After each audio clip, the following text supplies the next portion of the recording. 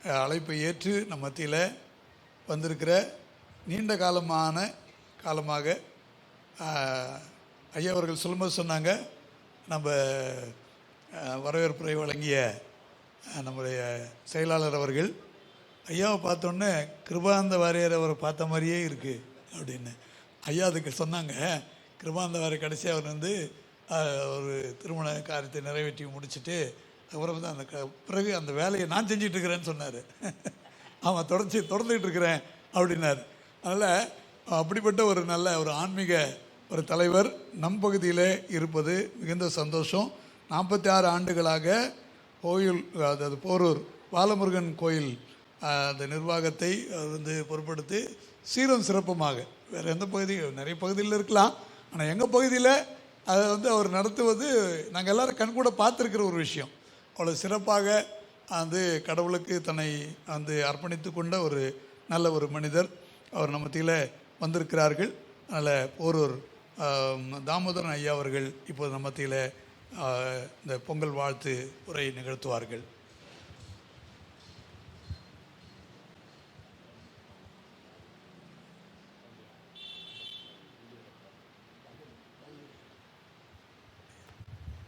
Hello, ஆண்டோர்களே சான்றோர்களே,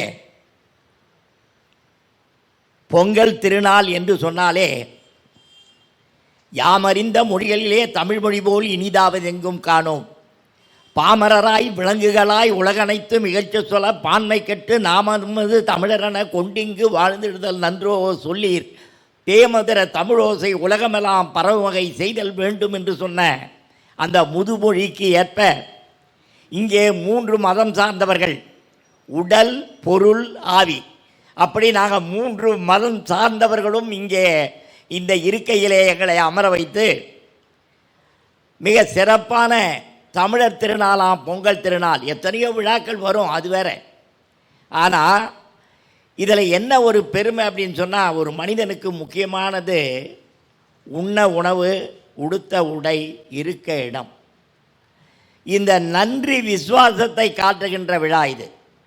காரணம், சேற்றிலே கால் வைத்தால்தான் சோற்றிலே கை வைக்க முடியும்.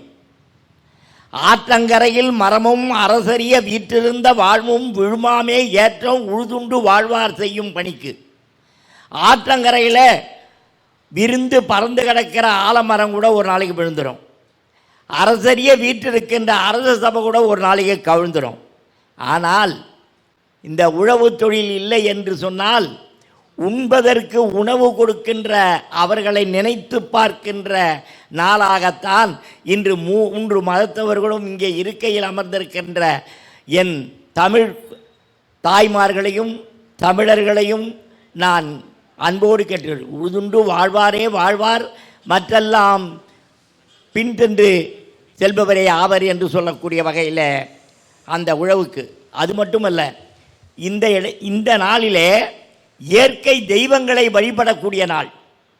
சூரிய பகவானுக்கு முதலிலே அவரை நாம் வழிபட வேண்டும். வெளிச்சம் இல்லைன்னா, சூரிய வெளிச்சம் இல்லைன்னா இருட்டில் எவ்வளோ நாளைக்கு வாழ முடியும்? அந்த பொங்கல் வைக்கிற இந்த புனிதமான பொங்கல் திருநாளிலே தாய்மார்களெல்லாம் அந்த பொங்கல் பானையை வைத்து சூரியனை பார்த்து அந்த வழிபாடு செய்யக்கூடிய அந்த சூரியனுக்கு நன்றி செலுத்துகின்ற அத்திருநாளைத்தான் தமிழர் திருநாள், பொங்கல் திருநாள் என்று வைத்திருக்கிறார்கள். இந்த இனிமையான நன்னாளிலே அதுவும் வள்ளுவ பெருந்தகையினுடைய பெயரை சூட்டியிருக்கிற இந்த இடம் திருக்குறள் உண்மை உரை பேரவை என்று சொல்லக்கூடிய, உடுக்கை இழந்தவன் கைபோலே ஆங்கே இடுக்கன் களைவதான் நட்பு என்று 1.25 அடியிலே கடுகை தொலைத்து குறுக தரித்த குரலிலே சொல்லியிருக்கிற அந்த இடத்திலே அந்த வள்ளுவ பெருந்தகையும் நினைத்து பார்க்கின்ற ஒரு திருநாளாக இந்த திருநாளிலே எங்களையெல்லாம் அழைத்திருக்கிற இந்த நேரத்திலே நான் மனமார்ந்த என்னுடைய நன்றியை எல்லோருக்கும் தெரிவித்துக் கொள்கிறேன். அது மட்டுமல்ல, தமிழ் கம்பனுடைய கைத்தறியும் கவிபாடும் என்று சொல்வார்கள். இந்த குழந்தை பரதநாட்டியம் ஆடிச்சு.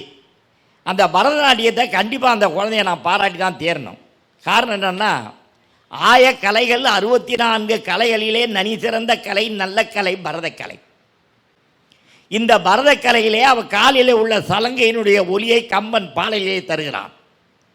கம்பன் சிறப்பான ஒரு தமிழ் புலவர். அதுதான் கைத்தறி கூட கவி பாடன்னு சொன்னாங்க. கம்பன் என்பவரை நாம் யார் பார்த்ததில்லை. ஆனால் அவருடைய கவிதையை சொல்லுகிற ஒரு வாய்ப்பு எனக்கு இங்கே கிடைச்சிருக்குது. சூர்ப்பனகை என்கின்ற ஒரு பெண், சூர்ப்பனகை என்கின்ற ஒரு பெண் இருந்தாலோ நடந்தாலோ நமக்கு தெரியாது. ஆனால் சூர்ப்பனகை என்கின்ற ஒரு பெண் ராமனை தன் விழியாலும் அழகாலும் மொழியாலும் தன்வசப்படுத்த வேண்டும் என்பதற்காக அவன் நடக்கிறாள். அந்த நடக்கின்ற பொழுது அவர் காலிலே உள்ள சலங்கை ஒலிக்கிறது. அந்த ஒலியை கம்பன் பாடலிலே தருகிறான். பஞ்சுளியர் விஞ்சி குளிர் பஞ்சமம் நன்க செஞ்சடிகள் செஞ்சடிகள் செஞ்சடிகள் ஆகி வஞ்சி என நஞ்சி மகள் வஞ்சி மகள் வந்தால் சங் சலங்கையினுடைய ஒலியை கம்பன் பாடலிலே தருகிறான். அப்பேற்பட்ட தமிழ் மண்ணிலே பிறந்தவர்கள் நாம் எல்லாம். இந்த இடத்திலே நாம் இந்த இயற்கை தெய்வங்கள் நாம் கண்டிப்பாக நினைக்க வேண்டும். அப்பெல்லாம் காளை மாடு ஓட்டி போய் தான் ஏர் ஓட்டுவாங்க. இப்போ டிராக்டர் வந்துடுச்சு, அது வேற. 3 நாளாக நம்ம விழா பண்ணுறோம். இந்த 3 நாள் விழாவிலே இன்றைக்கி பொங்கல் திருநாள். மார்கழி மாதத்தோட பழையது கழிதலும் புதியது புது. நேற்றோட பழசு கழிஞ்சு போச்சு.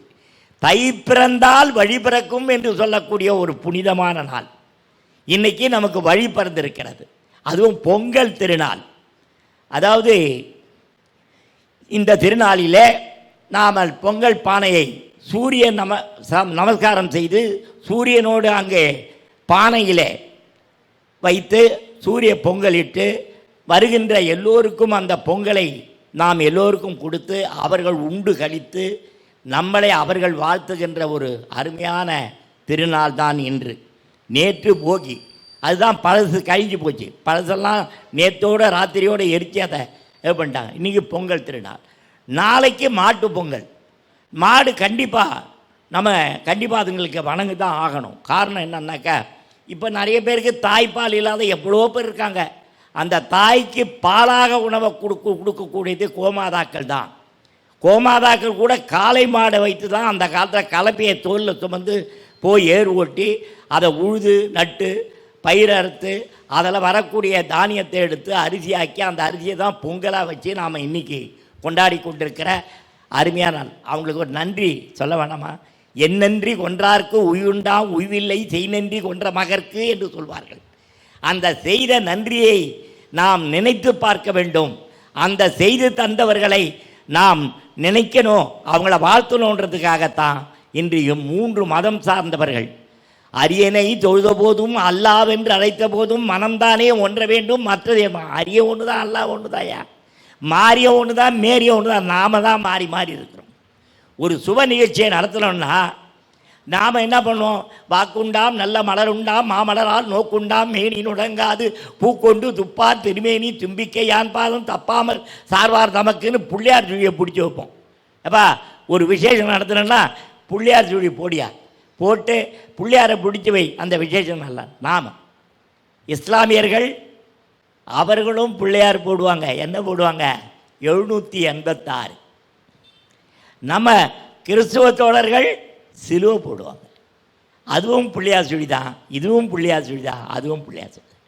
பைபிளும் ஒன்று தான் சொல்லுது, குரானும் ஒன்று தான் சொல்லுது, பகவத்கீதையும் ஒன்று தான் சொல்லுது. நாம தான் அவை மூதாட்டி சொன்னார்கள், அரிது அரிது மாறினாலாய் பிறப்பறது குருடு செவுடு நீத்தல் பிரதறின்னு சொன்னாங்க. ஆனால் இன்னொன்றும் சொன்னாங்க, ஜாதி 2 ஒழிய வேறொன்றும் இல்லைன்னு சொன்னாங்க.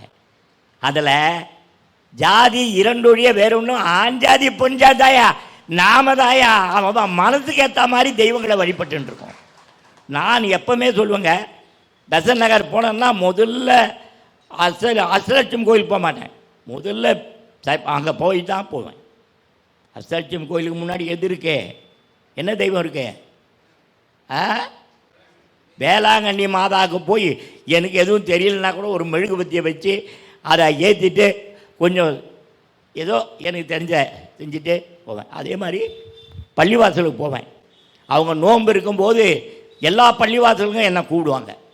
நாங்கள் போரூர்லேயே பார்த்தீங்கன்னா எங்கள் 46 வருஷம் 108 வேல் போட்டு நான் தேர் இழுக்கிறவன். 42 வருஷம் தேர் இழுத்தேன். 3 கும்பாபிஷேகம் பண்ணேன். பெரிய சங்கராச்சாரியார் அவரை வச்சு பண்ணேன், கிருபானந்த வாரியார் அவர் வச்சு பண்ணேன், ஒரு ஐயப்பசாமி ராமதாசர் திருவேற்கார் ராமதாசரை வச்சு பண்ணேன். 4வது கும்பாபிஷேகம் பண்ணுறதுக்கு முன்னே தான் இந்த இந்து முன்னணிக்காரங்க தான் என்ன பண்ணிட்டாங்க, இவன் என்னையா போய் இஸ்லாமியர்களையும் கிறிஸ்தவர்களையும் இவங்களையும் கூட்டிட்டு வரான், தாமோதரனை விட்டாக்கா இங்கே வேறு மாதிரி பண்ணிவிடுவான்னு சொல்லிட்டு தான் இப்போ எங்கள் கோயிலை வந்து கவர்மெண்ட்டு கால் எடுத்து வச்சுருக்கான். என் பையன் ஒரு வழக்கறிஞர், 4 கோர்ட்டில் கேஸ் இருக்கு, நான் வாதாடிக்கின்னு தான் இருக்கிறேன். ஆனாலும் நான் 108 வேல் போட்டு மட்டும் இல்லை, கடவுளுக்கே பண்ணாத அபிஷேகம் எனக்கு பண்ணுவாங்க. எல்லாம் அவருக்கு பால் பஞ்சாமிர்தம் எல்லாம் பண்ணாங்கன்னா எனக்கு என்ன பண்ணுவாங்க, சுமங்கலி தாய்மார்கள் 8 கிலோ வத்த மிளகா வச்சு அம்மி அரைச்சி எனக்கும் அபிஷேகம் பண்ணுவாங்க. ஏன்னாக்கா போரூர் ஒரு காலத்தில் பொல்லாத ஊராக இருந்தது. இப்போ பொறுமையின் சிகரமாக பொறுப்பான ஊராக இருப்பதற்கு மூல காரணமாக இருப்பவரே அந்த தமிழ் கடவுள் தான். இந்த பாரோருக்கு அருள்பாலிக்கின்ற பைந்தமிழ் கந்தனாக பாலமுருகன் வடிவிலே போரூருக்கு வந்தாய், உன்னை போக விடமாட்டேன், என் புது கவிதையால் உனக்கு காப்புன்னு அவனுக்கு ஒரு காப்பு போட்டிருக்கேன். காப்புன்னா என்ன தெரியுங்களா, ஒரு மணமகன் மணமேடையில் உட்காந்தா இந்த காப்பை அவுத்தா தான் அவர் மணமேடையை விட்டு போக முடியும். நான் காப்பை அவுக்க போகிறதே இல்லை. இந்த பாரோருக்கு அருள்பாலிக்காக வந்த பாலமுருகனி இங்கே இருந்து எல்லோருக்கும் அருள்பாலிச்சுட்டியா அப்படின்னு சொல்லிட்டு ஒரு வாழ்த்து எழுதியிருக்கேன். நான் இந்த பரதநாட்டியத்தை பற்றி சொன்னேன் இல்லைங்களா, அவங்க அந்த கவிதையை சொன்னா இல்லை சூர்ப்பனகை என்கின்ற ஒரு பெண் தன் விழியாலும் அழகாலும் மொழியாலும் ராமனை எப்படியாவது அவ பண்ணிக்கணுன்றதுக்காக நடக்கிற அந்த நடையை சலங்கையினுடைய ஒலியை கம்பன் பாடலிலே தந்தான். அந்த பாடல் தான் நான் இப்போ சொன்னேன். இது வந்து தமிழ். இது நமக்கெல்லாம் தமிழர்களுக்குரிய எத்தனையோ விழாக்கள் வரலாம், ஆனால் இந்த தமிழர் திருநாள் மாதிரி ஒரு விழா நிச்சயமாக இது வந்து நம்ம பாராட்டக்கூடியது. உழவர்களுக்கு நன்றி சொல்கிறோம், சூரிய பகவானுக்கு நன்றி. இதுங்கெல்லாம் இல்லைன்னா நம்ம எதுவுமே இல்லை, நாட்டில் நம்மெல்லாம் வாழ முடியாது. சூரிய ஒளி இல்லைன்னா மரம் செடி கொடி ஏதாவது வளருமா? வளராது. அப்பேற்பட்ட இந்த இனிமையான திருநாளிலே அடியேனுக்கும் ஒரு வாய்ப்பு நல்கிய அத்துணை நல்ல உள்ளங்களையும் நெஞ்சார பாராட்டி எல்லாம் வல்ல எங்கள் பாலமுருகன் அருளாசியோடு எல்லா வளமும் நலமும் பெற்று வாழ்வாங்கு வாழ வாழ்த்தி நன்றியை சொல்லி விடைபெறுகிறேன். நன்றி, வணக்கம்.